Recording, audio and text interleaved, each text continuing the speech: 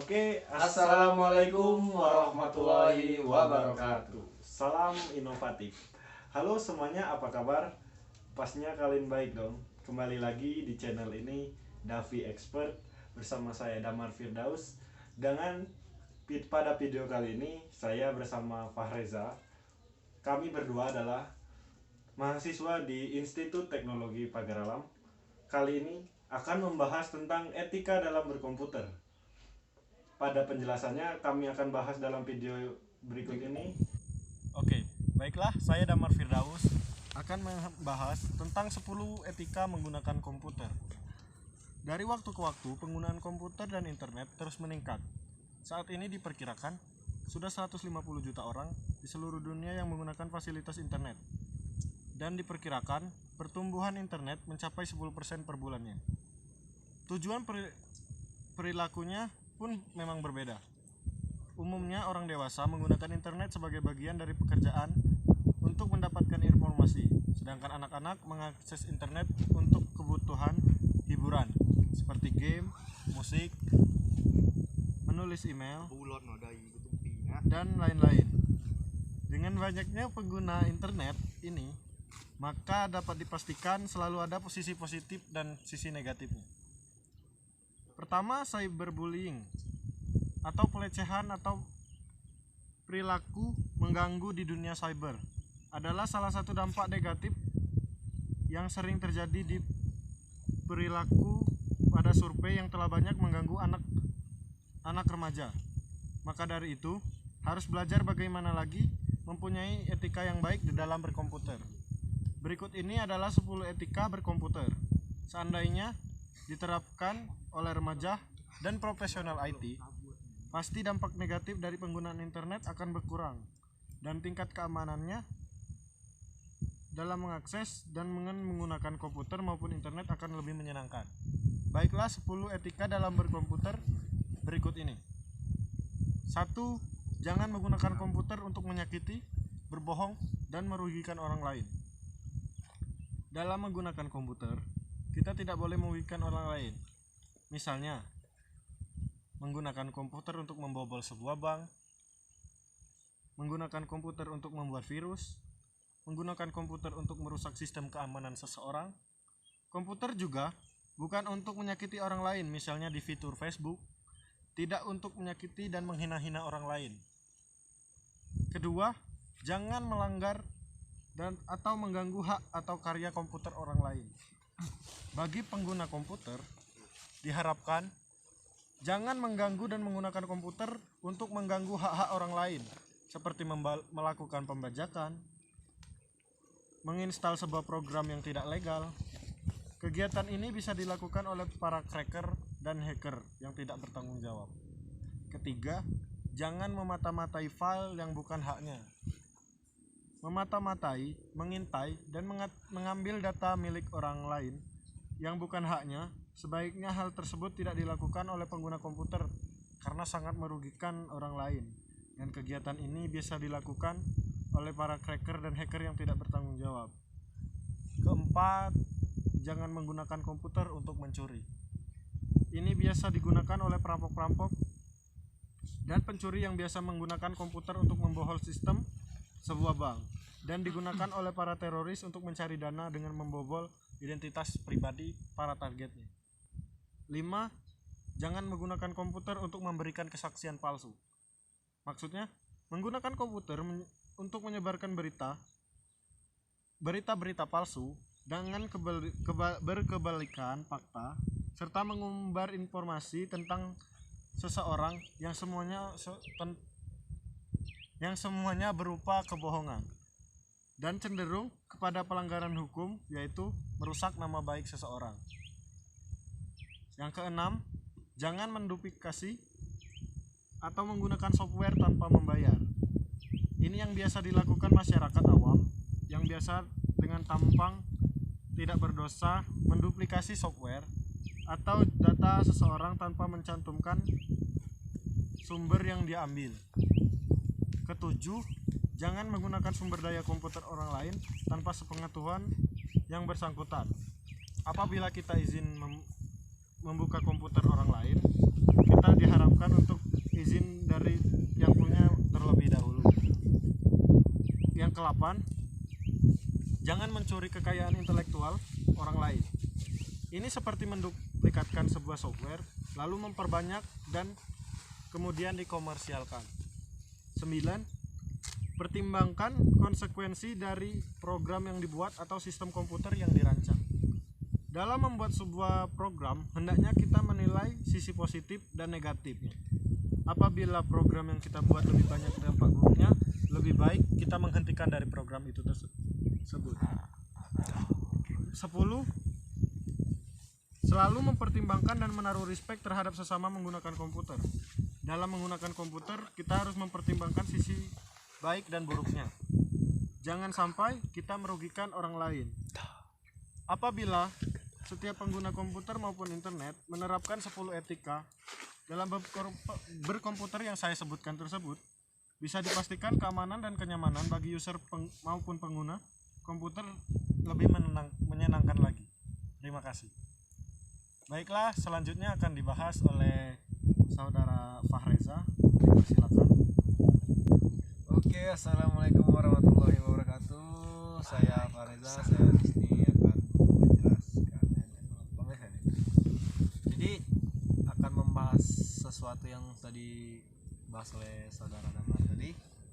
Jadi dalam berkomputer tadi benar apa yang diungkapkan oleh saudara Damar tadi, bahwasanya kalau kita mengikuti kode etik itu dan menerapkannya pada kehidupan kita, kehidupan nyata maksudnya, pasti tidak akan terlalu banyak kriminal-kriminal yang muncul dalam pemakaian internet maupun komputer.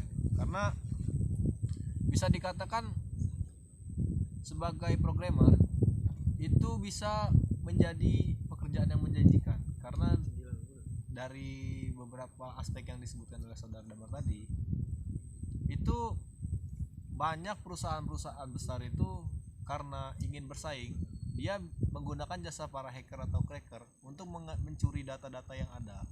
Jadi perusahaan lain itu sanggup loh, maksudnya kan sanggup dia itu membayar para hacker atau cracker tadi dengan nilai yang kisarannya lumayan besar. Jadi sebenarnya ketika seseorang itu memang ahli dalam bidang komputer, alangkah baiknya dia menerapkan beberapa kode etik yang tadi disebutkan oleh saudara Damar, karena itu menjadi salah satu aspek yang berbahaya jika disalahgunakan, karena semuanya itu bisa membuat kekacauan lah. Contohnya bisa merugikan tadi kan, bisa merugikan. Contohnya nih, misalkan saya mempunyai sebuah perusahaan. Nah, saudara Damar ini adalah seorang programmer, dan saya memiliki seorang saingan yang bernama, ini contohnya yang bernama Muhammad Rifki. Nah, ketika si Rifki ini kalah bersaing dengan saya, pasti dia akan menyewa seorang programmer untuk mencuri data yang ada pada perusahaan saya. Jadi dia itu sanggup membayar berapapun untuk membayar Damar agar Damar itu mau mencuri atau menghack perusahaan saya tadi. Data-datanya itu pasti akan diambil. Jadi untuk menjadi programmer itu alangkah baiknya kita itu menerapkan 10 kode etik berkomputer agar tidak terjadi hal-hal yang tidak diinginkan. Dan juga kan ada juga tadi kan dijelaskan oleh saudara Damar tadi bahwasanya banyak yang memakai komputer itu dari kalangan anak-anak remaja sampai yang dewasa. Karena apa? Karena sudah zamannya juga sudah 4.0. Jadi teknologi itu akan selalu berkembang, dan komputer itu mau dia dari kecil atau besar pasti akan memakai semuanya. Jadi alangkah baiknya kita sebagai yang dewasa itu menerapkan beberapa kode etik kepada yang kecil, kepada anak-anak yang remaja, untuk membatasi cara pemakaiannya. Karena apabila tidak kita batasi atau tidak kita awasi, itu akan menjadi suatu hal yang sangat buruk bagi perkembangan moral dan pikirannya tadi. Contohnya tadi bisa saja dia membuka situs porno yang diungkapkan oleh teman saya tadi dalam aspek-aspeknya kan, dan juga bisa saja dia itu menonton film-film yang tidak mendidik dan langsung mencontohkannya ke real life. Karena apa? Karena apa ya, informasi tadi mudah didapatkan. Jadi dia itu bisa langsung menerapkan kepada real life-nya. Jadi alangkah baiknya kita itu sebagai yang dewasa menerapkan kode etik tadi kepada anak-anak untuk mengawasinya, untuk menyalurkan apa yang kita ketahui bahwa komputer ini bisa berdampak positif dan maupun negatif. Nah, ini karena di sini saya membaca sebuah artikel yang mana ada pun beberapa kode etik penggunaan internet. Jadi setelah kita bahas komputer, nah ketika kita memakai komputer memang ada kode etik, dan juga kalau kita memakai komputer kan tidak mungkin kita itu tidak mengakses suatu sistem internet, nah, kan, atau jaringan. Karena apa? Kalau misalkan hanya mengakses komputer, hal yang pertama yang akan dilakukan pasti dia itu akan bertanya apakah ini tersambung dengan internet atau tidak. Karena kalau apabila tidak tersambung dengan internet pasti akan bosan, saya yakin, karena pasti akan bosan. Karena apa? Karena untuk zaman sekarang komputer itu diakses itu untuk menjalin hubungan kepada seluruh dunia atau dengan orang-orang lain. Jadi yang mana untuk menjalin itu pun kita harus mengakses internet. Jadi yang pertama di sini ada beberapa kode etik. Nah, ini yang pertama ada, sebelum menggunakan internet setidaknya Anda tahu sedikit tentang internet. Misalnya Anda tidak dengan secara gamblang mengupload data-data pribadi Anda. Nah, jadi kita itu kan karena pribadi kita, jadi tidak seharusnya loh semuanya itu kita ceritakan pada internet. Karena apa? Tidak semua orang itu ingin tahu apa yang Anda alami, apa yang Anda ketahui, dan juga apa yang Anda miliki. Karena apa? Itu adalah data pribadi Anda atau kehidupan pribadi Anda atau privasi Anda.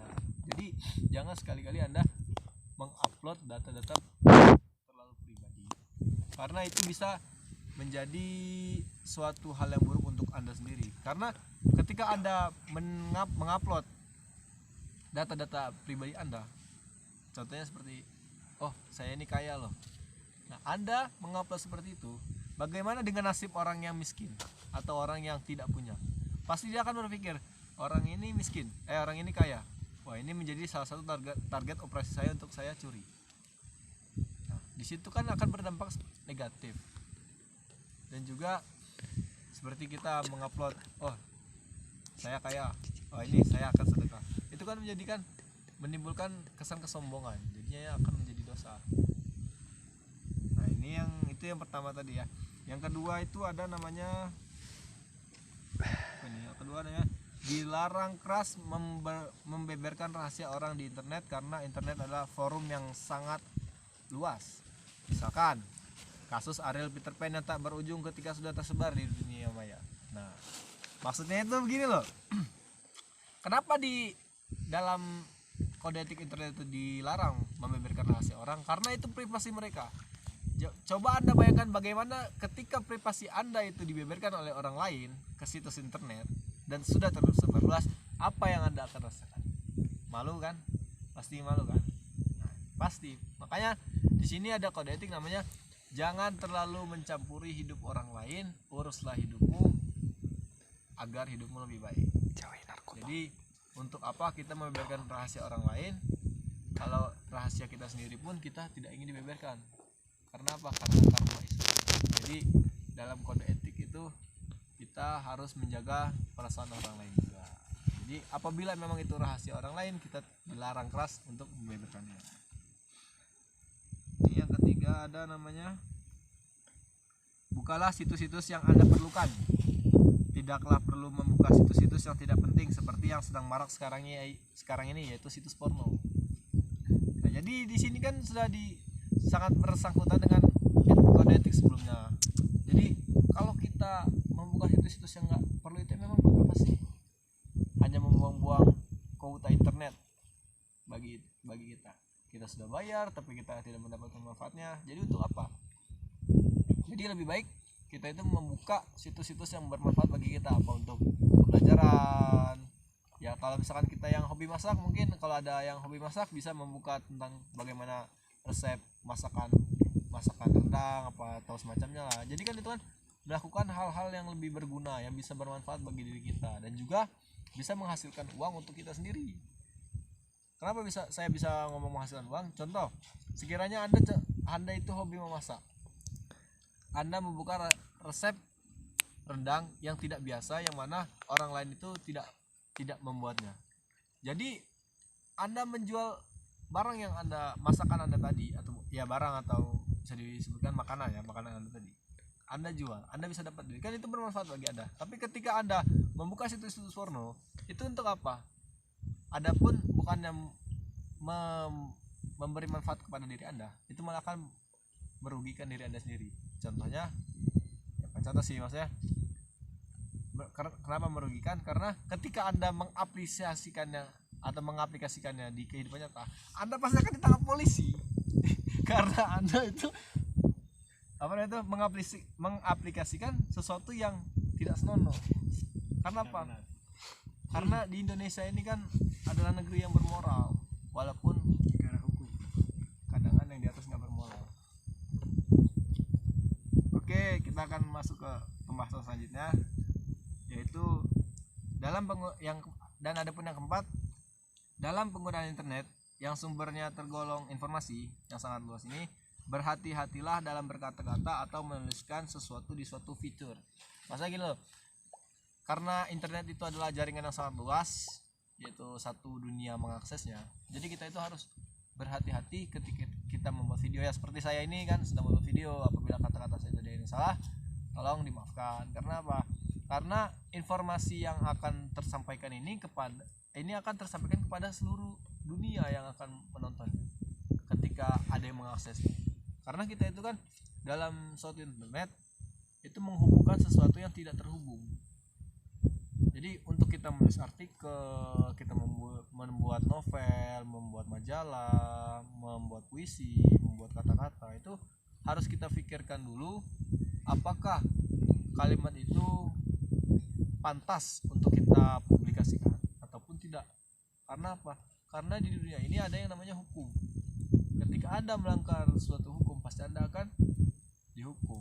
Jadi kenapa di dalam kode etik internet ini dijelaskan kita harus berhati-hati? Karena kalau kita tidak berhati-hati, ketika yang mengaksesnya itu adalah seorang anak-anak, mereka pasti akan mengaplikasikannya. Jadi kita itu harus berhati-hati agar apa yang kita apresiasikan, apa yang kita publikasikan itu bisa bermanfaat bagi orang banyak. Nah, sekian dari saya. Itulah penjelasan yang saya pahami, yang ambil dari artikel yang saya baca tadi. Saya mohon maaf apabila kata-kata saya ada yang salah, karena saya juga manusia kan. Ya, Anda juga manusia kan. Ya, itu saja. Wassalamualaikum warahmatullahi wabarakatuh. Oke, itulah video singkat dari kami tentang penjelasan etika dalam berkomputer. Lalu, terima kasih atas perhatiannya telah menonton video ini. Jika kalian suka, pencet tombol like, lalu komen jika kalian ingin mendapatkan sesuatu. Terus jangan lupa share juga video kami ini, dan jangan lupa subscribe channel ini, oke? Salam dari kami, salam inovatif. Kami berdoa berterima kasih. Wassalamualaikum warahmatullahi wabarakatuh.